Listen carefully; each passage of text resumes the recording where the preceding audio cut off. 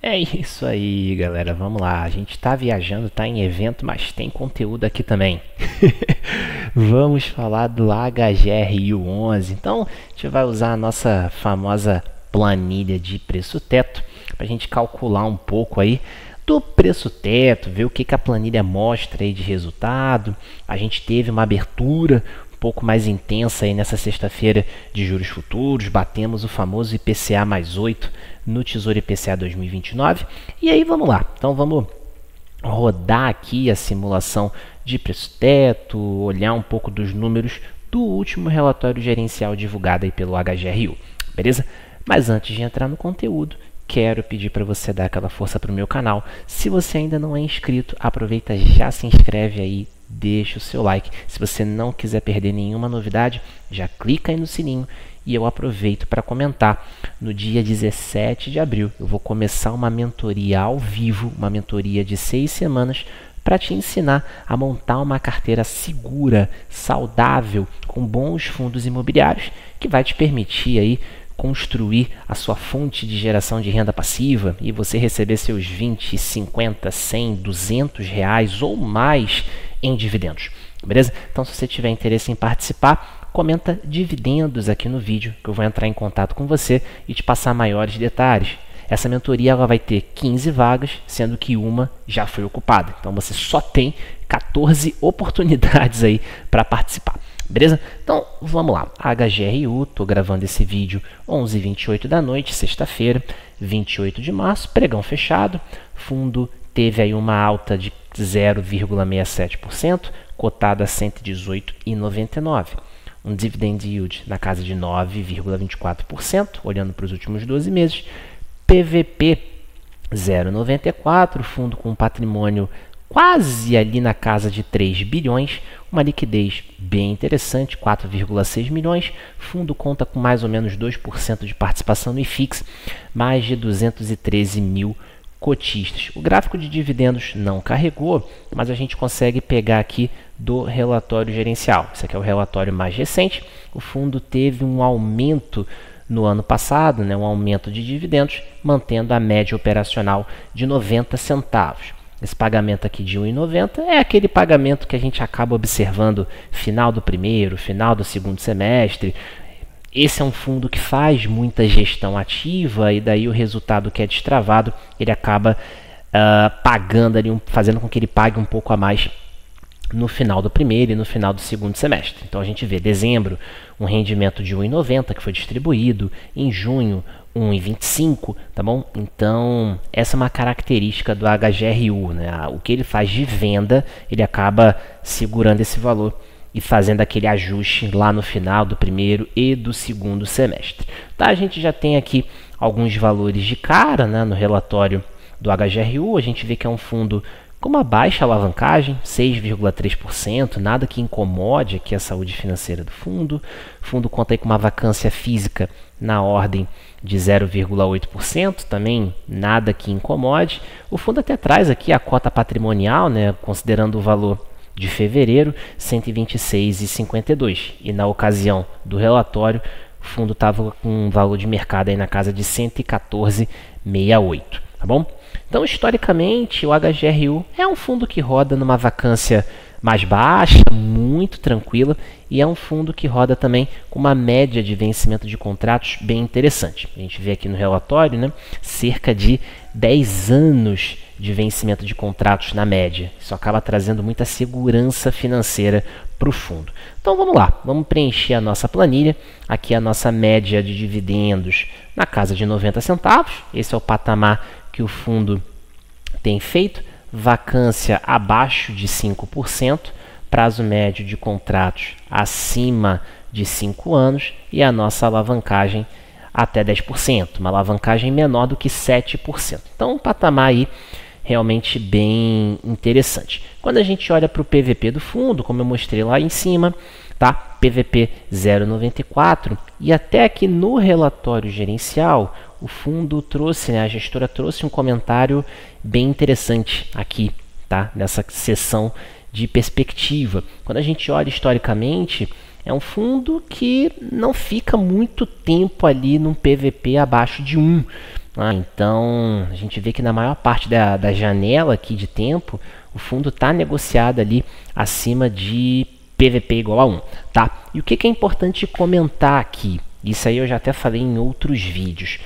PVP acima de 1 para fundo de tijolo não significa necessariamente que o fundo está caro. E aí a gestora ela trouxe esse parágrafo e essa tabela aqui para mostrar ali um pouco de todas as vendas que já foram feitas no HGRU desde o início, tá bom? E o que a gente observa? Na média, já foram feitas aqui 26 vendas e na média essas vendas elas foram mais ou menos 25% acima do valor patrimonial do imóvel. Ou seja, seria o equivalente a um PVP de 1,25.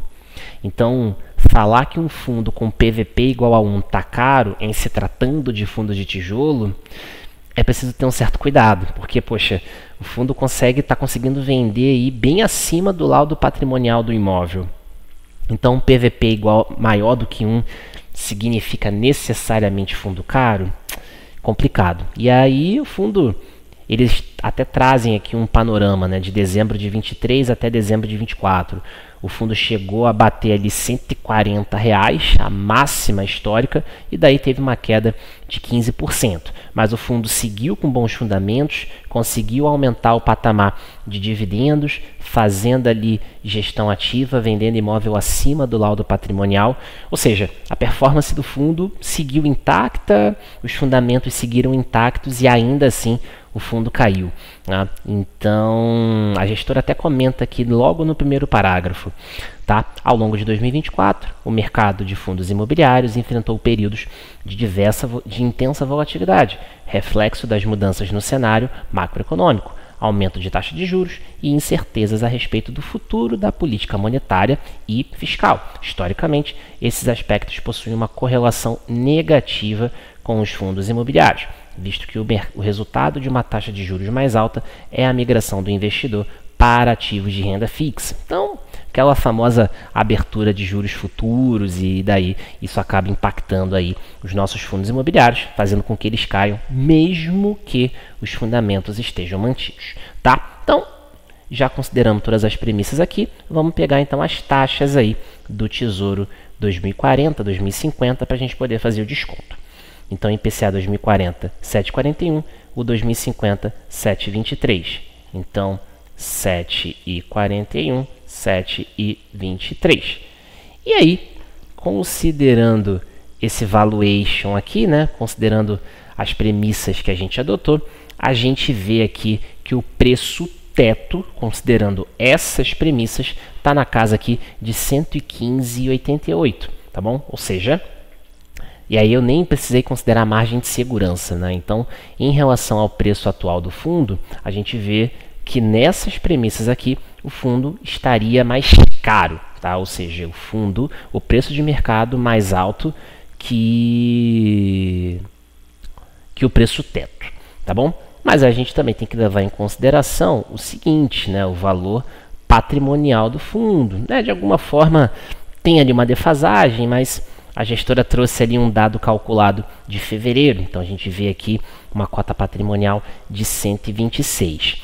É evidente que quando eu tenho taxa do Tesouro IPCA mais alta, o meu valuation ele acaba ficando mais restrito. Se eu baixasse, por exemplo, aqui para 7, a gente já teria um preço teto de 120. Se eu baixasse para 6,5 e 6,60, a gente já teria aqui um preço teto de 126. Então é evidente que com taxas mais altas, eu estou descontando a uma taxa maior e aí o meu valuation ele acaba ficando mais restrito. Então o que você pode fazer? Você pode olhar para esse cálculo, pode fazer uma média considerando ali o PVP, tá bom? E aí você chega num outro número. Então dá para combinar valuation, tá? A ideia aqui não é fazer recomendação de compra ou venda, tá? Inclusive não é esse o intuito do vídeo, mas é basicamente mostrar ali o impacto que a gente tem aí no preço teto de um fundo imobiliário, com algumas premissas e com o aumento aqui do tesouro, tá bom? Então, considerando essas premissas, a gente vê aqui um fundo caro, considerando isso daqui, um fundo caro em relação ao seu preço atual. Mas é claro, você também pode levar em consideração o fundamento, pode levar em consideração ali o valor patrimonial que a gestora está trazendo no relatório. Beleza? E aí você pode fazer uma composição disso. Show de bola? Bom, então era isso que eu queria trazer para o vídeo de hoje, fazer esse cálculo. Já fazia tempo que eu não mostrava aqui o cálculo de preço-teto com a planilha, tá bom? Então, espero que vocês tenham gostado aí do conteúdo, espero que tenha ficado claro. Reforço os pedidos que eu fiz no início aí do vídeo. Deixa o like, se inscreve, clica no sininho, caso tenha interesse aí na mentoria, né, para você aprender como que você pode montar uma carteira segura, saudável e conseguir aí construir a sua renda passiva, ou então aumentar a sua renda passiva, né, ter aí seus 50, 100, 200 ou mais de dividendos mensais. Comenta dividendos que eu vou entrar em contato com você para passar maiores detalhes da mentoria, tá bom? Então é isso. Obrigado pela sua atenção. Nos vemos então num próximo conteúdo. Um forte abraço.